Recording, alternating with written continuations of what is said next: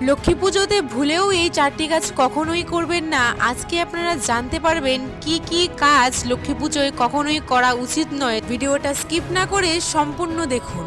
প্রথমত, মা লক্ষ্মীকে কখনোই তুলসী পাতা নিবেদন করবেন না, এতে আপনাদের জীবনে চরম দারিদ্রতা নেমে আসতে পারে, লক্ষ্মী হবেন রুষ্ট। কিন্তু মা লক্ষ্মীর সাথে যেহেতু ভগবান নারায়ণের পুজো করতে হয়, না হলে মা লক্ষ্মীর পুজো কখনোই সম্পূর্ণ হয় না, তাই নারায়ণকে কিন্তু তুলসী পাতা আপনাকে অর্পণ করতেই হবে এবং সেই তুলসী পাতাটি আপনাকে পূর্ণিমার পূর্বেই সংগ্রহ করতে হবে। এর কারণ পূর্ণিমাতে তুলসী পাতা তোলা নিষেধ। দ্বিতীয়ত, মা লক্ষ্মীর পুজোয় কখনোই ঘণ্টার ধ্বনি ব্যবহার করবেন না। ঘণ্টার ধ্বনি ব্যবহার করলে আপনার জীবনে কিন্তু চরম সংকট নেমে আসবে। তৃতীয়ত, মা লক্ষ্মীর পুজোর সময় কখনো লোহার জিনিস ব্যবহার করবেন না বা লোহার বাসনপত্র ব্যবহার করবেন না, কারণ মা লক্ষ্মীর পুজোর সময় লোহার বাসনপত্র বা লোহার কোনো উপকরণ ব্যবহার করলে সেই স্থানে মা লক্ষ্মী কখনোই বসবাস করেন না।